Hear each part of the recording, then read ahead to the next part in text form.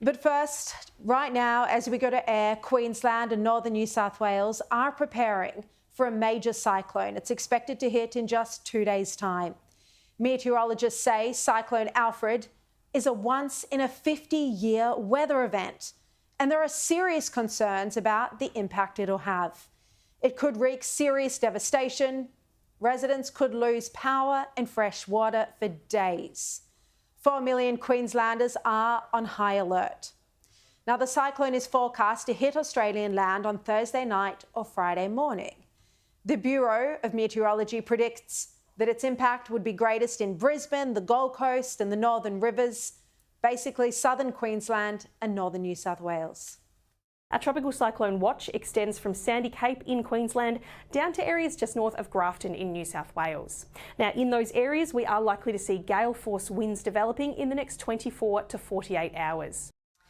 They're also warning that there'll be heavy rainfall and life-threatening flash flooding for both Thursday and Friday.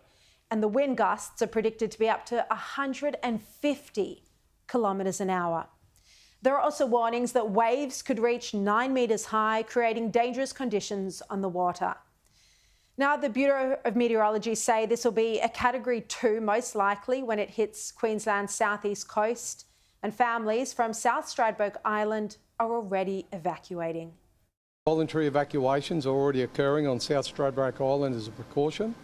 Our emergency crews are also door knocking the at-risk areas across Sunshine Coast, Moreton and the Brisbane Bay areas today.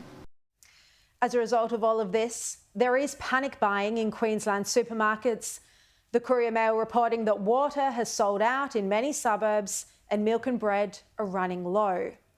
Queensland Premier David Crisafulli and New South Wales Premier Chris Minns are both warning residents to prepare for the worst. Alfred is obviously a major concern for New South Wales. Tropical cyclone warning that we haven't had in the state for decades. It is serious and it is happening, and we want Queenslanders to be prepared. We are, and we want Queenslanders to know we'll get through this if you do the preparation. Now, aside from the devastation of the cyclone, this could also impact the timing of the federal election. The Prime Minister was poised to call the election on Sunday afternoon for April 12.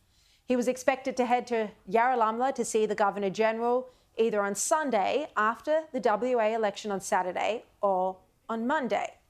And he's already deployed Labor staff to their campaign headquarters in Sydney. Sam Maiden reports today on news.com.au that Labor has cancelled their planned economic meetings this week, which were meant to prepare for the budget. She writes that senior cabinet sources have confirmed they expect the PM to visit the Governor-General straight after the WA state election on March 8. But if the cyclone devastation is catastrophic and if there's a humanitarian disaster, it would be unseemly for Albanese to press ahead with calling the election. The Prime Minister would risk looking heartless and insensitive if he puts his political campaign ahead of the cyclone cleanup effort. It's a point our regular on the show, Cameron Milner, makes in the Nightly. He says, now even for a bloke like Albo, tone deaf and out of touch, calling a national election would seem like a particularly callous act. Now, the election has to be held by May 17th. So if Albanese doesn't have it on April 12th, he'll then have to wait until May the 3rd or May the 10th, because in late April there's Easter, Anzac Day, the school holidays.